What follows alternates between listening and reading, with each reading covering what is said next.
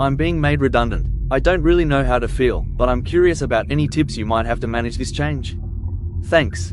So this question has essentially been my year this year, and I didn't plan 2025 to be about redundancies and managing change, but it has.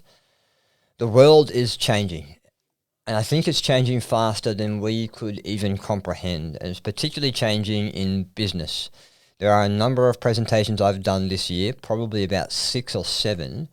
There have been 2 groups of people that are either being made redundant or having organisational change within their business. And this could be mass redundancies.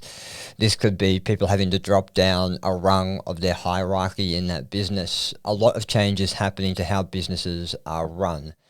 And so the advice I'm going to give today is for anyone going through any significant change, which I think is just about every single person in this world. And the person writing in this question, I don't really know how to feel. Congratulations, no one in this world knows how to feel with the advent of AI, what's going to happen in the future, the housing market, the economy.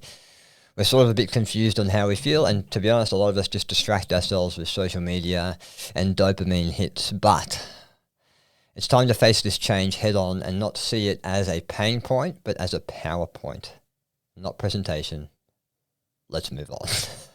Now I want to say this at top. If you're having a large change happen in your life and in your role, I want you to draw a line in the sand of when that day happens. So the day you may be made redundant, your life is going to be different. It's going to change. It will never go back to the way that it is now. And again, that sounds pretty scary coming out of my mouth, but really it's probably the best thing for you because you now have a forced opportunity to cultivate something better. And the only way you can cultivate something better, whether that's a more purposeful career, a higher salary, more impact within your industry, the only way you can do that is own the circumstance, own the challenge that's in front of you. This is my first rule of resilience. When we're faced with a challenge, we have to own it. I've been having a lot of conversations with people in the same situation as you, and they're blaming their company, they're blaming their boss, they're blaming the industry, when really that blame is just making them a victim of the situation. So team, remember this. As soon as you blame someone or something for your problems, you are choosing to be a victim. As soon as you blame, you are choosing to be a victim, even though it feels good to blame sometimes. So the first step I want you to do is put blame aside and own it. Here's the challenge in front of you. It is mine. The only person that can fix it, that can make the situation better, is me. If that means you have to write it down, to journal it, if it means you have to stand in front of a mirror and face yourself and tell yourself that, then do it. But I want you to find a way to own that circumstance. My go-to is write that sucker down. Write down how you're going to own this challenge, and then we can start making moves off the back of that, because once we've owned it, we now seek discomfort to find direction. The second rule of resilience. This is a crash course in my keynote speech here. We then seek discomfort, because if we do want something better, if we do want something more, it does not happen in a world of comfort. It does not just get given to you. Take it from me, a guy who thought for many years the world would be put on my plate, and it didn't happen. You have to work for it, and you have to get uncomfortable to see what is possible. And so what this might mean for you is talking to people outside of your industry, in the industry that you want to work in. It might mean networking, which is terrifying to the introvert out there.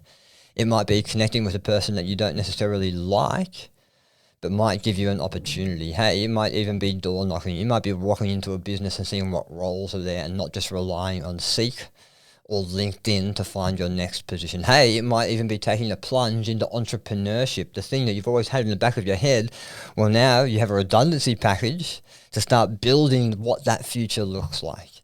But you will not build it unless you get uncomfortable. So remember, your comfort zone is awesome. And in this modern world, it's so easy to stay in there.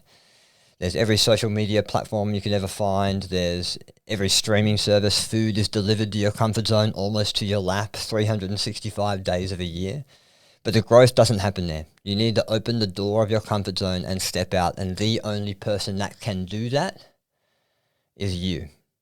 So be brave. Think laterally and seek discomfort to give you direction in your life.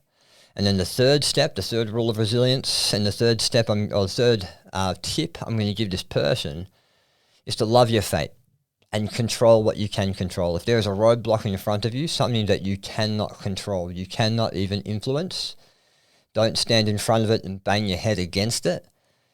Turn left or right and find another direction. Love the fact that it's there. Love your fate in the name of you can't influence that, and then use your own thoughts and your own actions to work around it. Do not sit in a life of stagnancy because of the roadblock in front of you. From a guy who's got a disability, I speak to a lot of people in a similar situation, and they're simply blaming their body for why their life is so mediocre. And hey, you are disadvantaged, absolutely, and you would never wish disability in any aspect upon anyone else, but we have it. We've got it. And the best thing we can do is love the fact that my nerves are going to erode over time, use them while I can, and find a different purpose, find a different way to have meaning in my life. And I'm going to encourage you to do the same in terms of redundancy. You can't control the redundancy. Don't blame it. Let's embrace it. And let's find another direction around it. And look, team, these 3 rules, own your circumstance, seek discomfort, and love your fate, they can be used in any challenge in your life, no matter how big or how small. But the most important one is owning it. We need to start where we stand, and we don't know where we stand unless we own the problem in front of us. Okay.